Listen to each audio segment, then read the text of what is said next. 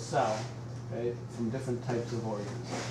So first off, let's just start with the very basics. So what are cells? We call them sort of the basic unit of life, or sometimes they're called the building blocks of life, that all living things are made of cells. So if it is alive, it is made of cells. From a bacteria to a fungus to a plant, animal, all of those things are composed of these cells, these building blocks.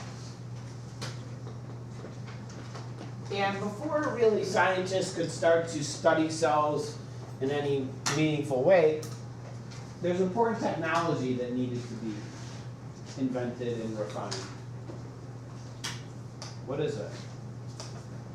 Either a lens or a microscope. Yeah, both. First the lens came, then they're put together in different configurations to form microscopes. But it wasn't until microscopes were really refined and invented that people started to observe cells.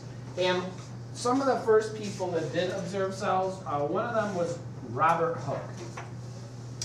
Robert Hooke is credited as one of the first people to actually see cells. He didn't see living cells. What he did is he was looking at cork. So, cork is, this is a big piece of cork. Cork's what's like in a wine bottle, or it's on the bulletin board over there. And it's comes from what? Yeah, it's a type of wood. It's the bark of a tree. And so I have this, I'll just pass this around. You can see a big chunk of cork. But in 1665, Robert Hooke used his microscope to look at thin sections of cork. And he noticed that they're made of all these little sort of boxes. He called them cells after small little sleeping cells or sleeping chambers where monks lived in a monastery. This is what his drawings look like. These are the sections of a cork he looked at.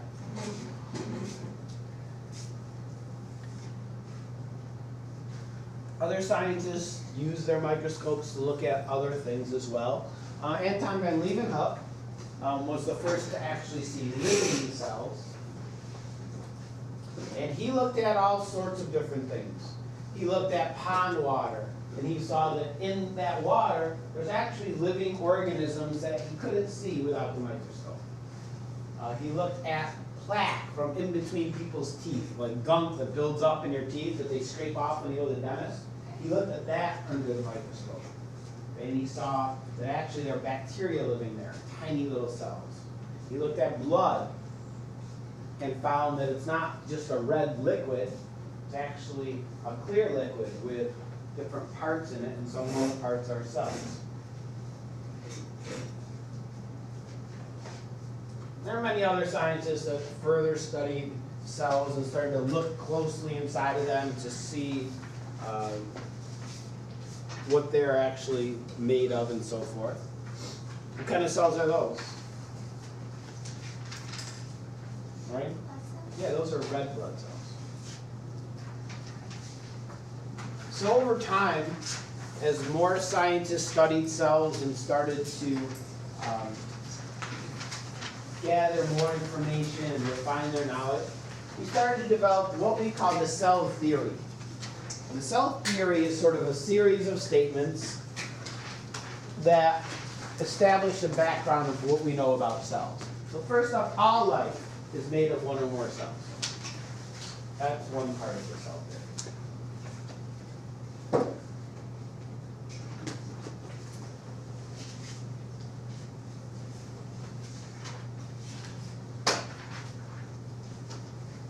Another part of the cell theory tells us that cells are the smallest living things.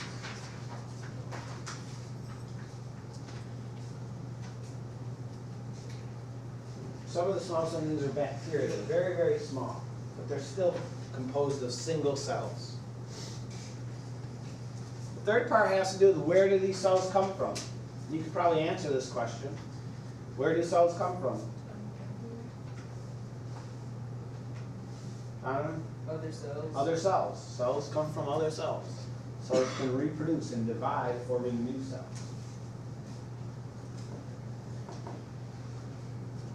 Yes, Donovan? In like the brain pop videos, they actually like divide. They just like separate into two cells. Is that what happens? Yes. Yep. It's called mitosis. Yep. The nucleus copies itself, and then the cell can split in half. And inside of these cells are actually small little pieces, small little parts that we call organelles. Now, what word does that look like that you're probably more familiar with? Anthony? Organs. Organs. So if we think about in our body, what's an example? What is an organ in our body? Shane? Heart. Your heart? Lungs? Brain, liver, kidneys, all those are organs. An organ is a structure within our body that has a certain job to do to help us stay alive. Kidneys filter waste from our blood. Our heart pumps blood through our body. Our lungs take in oxygen and release carbon dioxide. So each of our organs has a job to do. Well, inside of a cell, if you put it on a smaller scale, the same is true. Inside of a cell are tiny little parts. Okay, like mitochondria, Golgi bodies, the nucleus, and others that we're going to be talking about. And each of those, they have a job to do. They have a certain function that helps the cell to stay alive and help the cell do what it needs to do. So an organelle is just like an organ, but at a smaller scale. They're parts of cells with certain function.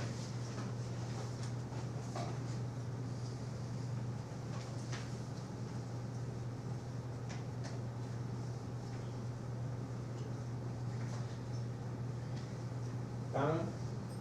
With the Joe's cell, was he talking about it's a whole city inside of him, or in the body it's a whole city? Well, he's comparing the cell itself to a city.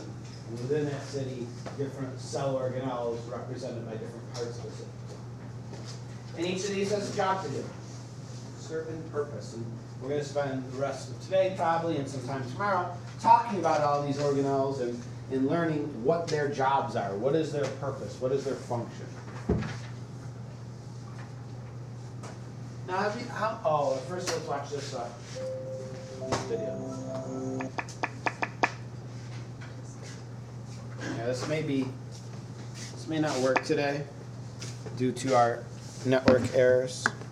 Yeah, let's skip it. I'll show you tomorrow, hopefully, when they fix it. All right, so let's talk about these organelles. Now, how much have you guys studied cells at all in elementary school?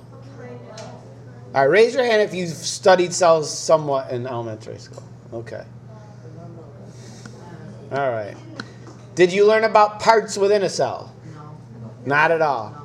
Did you look at any cells under the microscope? Okay. No. What did you just mention? The mere existence of cells? Is that Yeah. the nucleus, the only organelle? Okay. We talked about stuff inside, but we didn't look at them. Okay. All right. Well, just curious. So, when we talk about cells, we sometimes get trapped into thinking, well, all cells are the same. They all look like this little round thing with little parts in it. That is not at all true. Cells throughout, for example, our body, they're all sort of different. They all have different shapes, different parts. They have different jobs to do. But in this unit, really, we're just going to talk about sort of a generalized cell. And we'll talk a little bit more about specific types of cells when we get on in our unit. But just know that not every animal cell or plant cell look like these things. But this is just an overview to give us an idea. Now, one of these is a plant cell and one is an animal cell. Does anyone want to venture to guess which is which? Raymond? I'm guessing that the animal cells, the pointing. This one? Yeah. Okay. How come? Because an animal would most of the time be bigger than a plant, so I was thinking maybe that cell would be bigger than the other one. Okay. Any other ideas? Anyone disagree with Raymond? Yes? Abby, what do you think? I think the one on the left is the plant cell Okay, how come you thought that? because plants have to carry nutrients. So you think you're looking at these things? Yeah. Okay. Abby's right. This is the plant cell. The reasoning is not quite there. This is a plant cell. This is an animal cell. And so there's a couple things that tell us which is which. Because there are some organelles, some parts that plant cells have that animal cells do not have. And Abby did put this, and Raymond, you were looking at the same thing, this thick outer layer. Okay, that's one thing that makes an animal cell and plant cell different. It's called the cell wall. And the cell wall is this thick structure made of cellulose, which is sort of produced by the cell, and it's kind of this rigid, hard outer shell on a plant cell. It's not really living, it's not flexible, it just basically gives structure to the cell. Helps protect and support the plant cell. It's also found in some other types of cells as well. Fungi have a cell wall, bacteria sometimes have a cell wall. Sometimes they're made out of different material, but they do have cell walls. Animal cells don't though. Animal cells do not have a cell wall.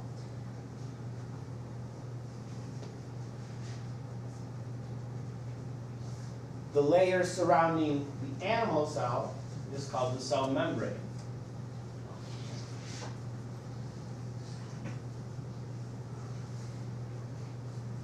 So the cell membrane is found in actually both animal cell and plant cell. Now this plant cell is kind of hard to see because it is right against the inside of the cell wall. But it is here. It's the inside of the cell wall is where the cell membrane is a plant. In the animal cell, it's this membrane that surrounds the animal cell. It's very thin, it's flexible. It's called the phospholipid bilayer. It's the technical term. It's made of fats and other materials. Basically separates the inside of the cell from the outside. It also controls what things enter and what things leave the cell, which is a very important function. Certain types of molecules can come into the cell, others cannot. And that's regulated by the cell membrane. It's also important in communication for cells to communicate with each other. Donovan? Can cells actually communicate with each other? Yes. Like talking? Not by talking, no. We should make a movie about But by signaling using certain chemicals and receptor molecules that are embedded in the cell membrane. Filling most of the inside of the cells is something called cytoplasm. If you think about did you ever have that Jell-O dessert with chunks of fruit stuck in it? Oh, Yeah. It's kind of gross. I don't eat Jell-O, being vegetarian. I like Jell-O, But, but I don't like if you imagine that, like the chunks of fruit floating in that Jell-O blob, the fruit would be like the organelles. The Jell-O part would be sort of like the cytoplasm. It fills up, holds the organelles in place, but that's what the cytoplasm is. So it's like this blue stuff that's really none of the organelles, or in here it's this green stuff. That's the cytoplasm. Okay, holds things in place. So if I look at two cells here in the corner, first off, would you call these plant or animal cells? Animal cells. Okay, they're kind of roundish. They don't have a thick cell wall. Plant cells are often angular or rectangular. So what organelle is this that we're looking at in this cell? cell membrane. That's a cell membrane. What about this white stuff? That is cytoplasm. Yes, that's the cytoplasm. Anyone want to venture to guess these dark circles are, Antonio? The nucleus. That is the nucleus, yes. So let's talk about the nucleus. Nucleus is a very important organelle inside of the cell. It's one of the largest organelles, okay, and one that you could see under the microscope. And the nucleus is sort of roundish, oval shaped.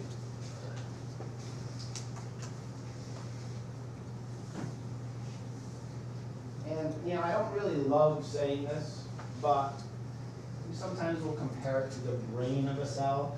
The nucleus doesn't think, but it is responsible for regulation, production of proteins, and lots of other things.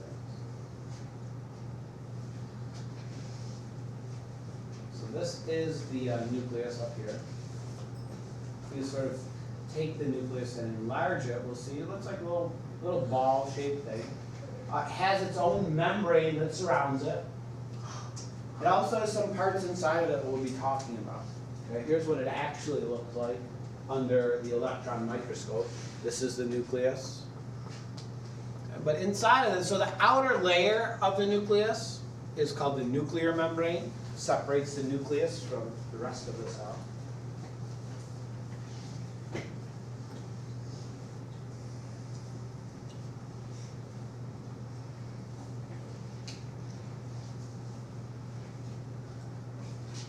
And some things enter and leave the nucleus through that nuclear membrane. Things like RNA can leave the nucleus, other things cannot. DNA can't get out of the nucleus.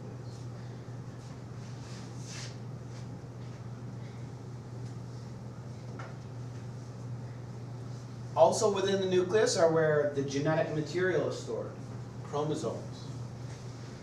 So chromosomes are made of DNA, and these chromosomes basically store all the information necessary to create a living organism. So inside one single cell in your body, if you take a skin cell, if you were able to take the nucleus out of that skin cell, inside of that skin cell there would be 46 chromosomes, 46 packets of DNA. In those packets of DNA is all of the information that makes you who you are. Determines, your hair color, your eye color, and your general height, and all these various factors. All that information is stored in these chromosomes. So they're very important. They often look like X's, but not always. Sometimes they unwind into like a ball of string, and sometimes they're wound up into these X shapes, especially when the cell is divided. Also within the nucleus is another sort of area that's often dark. It's called the nucleolus. It means little nucleus. And the nucleolus is responsible for making another organelle that's called the ribosome.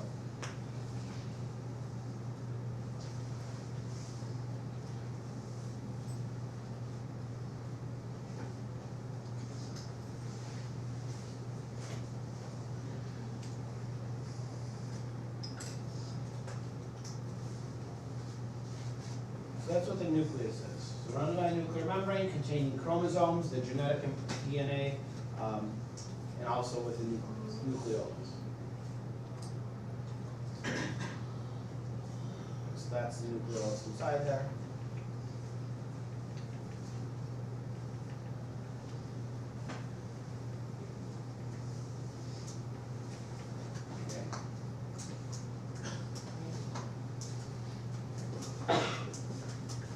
Seem to be.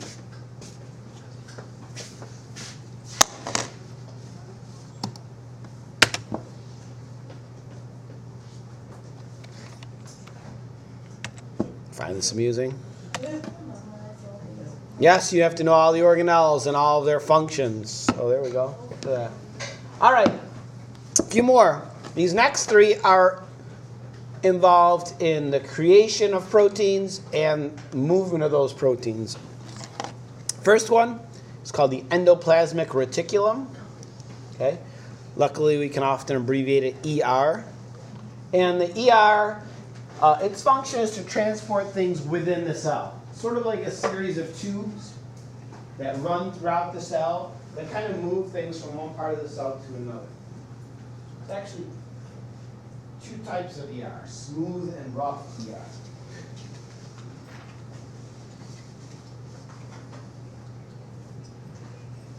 And so along with the ribosome, they make proteins and then transport them. It looks like a series of sort of membranes connected together. Often they're very close to the nucleus.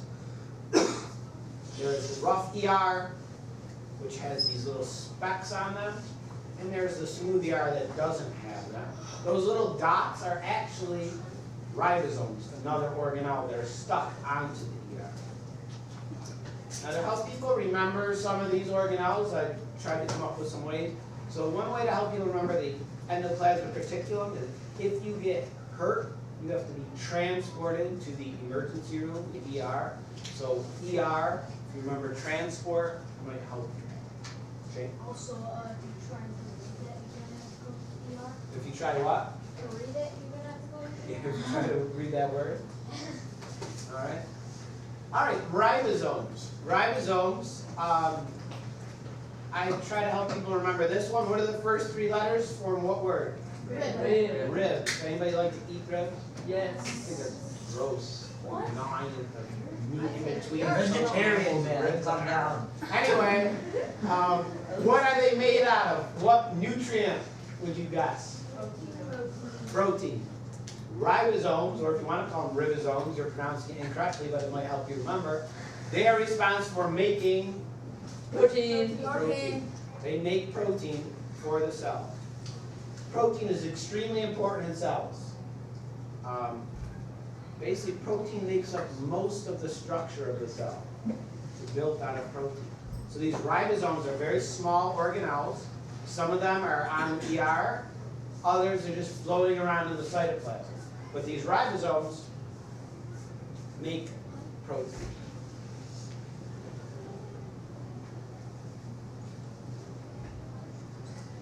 Yes, Don. Would there be a question like what does ER stand for? Or Maybe. can we just like remember ER instead of Usually you could just know ER, but you should know the full word as well. Ectoplasm. All right, last one here for today, the Golgi bodies. Golgi bodies are a organelle that also is related to transporting proteins, but the Golgi bodies actually package up proteins that are going to be leaving the cell. It's kind of like the post office of the cell. So any protein that's going to be leave the cell or be secreted, we would say, by the cell, goes to the Golgi body, gets put in sort of a little bubble, which then makes its way to the cell membrane, merges with it, and then empties out its contents. So that's what the Golgi, they put these proteins inside these little bubbles to be sent off to the cell membrane. All right, any questions about any of those organelles? We have some more to finish.